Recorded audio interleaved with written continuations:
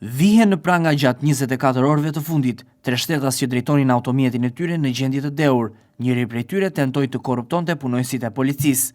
Gjatë kontrolleve të intensifikuara të ushtruara nga shërbimet e qarkullimit rrugor në Vlorë, janë arrestuar në flagrancë 3 drejtues automjetesh. Shtetasi me iniciale NSH, 25 vjeç, banues në Fier, pasi u kap duke drejtuar automjetin në gjendje të dehur dhe tentoi të korruptonte punojësit e policisë, duke ju ofruar atyre një shurmë monetare prej 4.000 lekësh, me qëllim shmangjen e masës administrative. Shtetasi me iniciale AB, 44 vjeç, banues në Vlorë, pasi u kap duke drejtuar automjetin në gjendje të dehur. Shtetasi me iniciale SH, 34 vjeç, banues në Vlorë, pasi u kap duke drejtuar automjetin në gjendje të dehur. Gjatë 10 ditëve të para të muajit prill, strukturat e qarkullimit rrugor në Vlorë dhe Sarand kanë vijuar kontrollet në akset urbane dhe interurbane, duke ndërhyrë ndaj çdo shkeljeje që rrezikon jetën në rrugë. Si rezultat, janë arrestuar 9 drejtues automjetesh, pezulluar 6 leje drejtimi dhe vendosur 2525 masa administrative.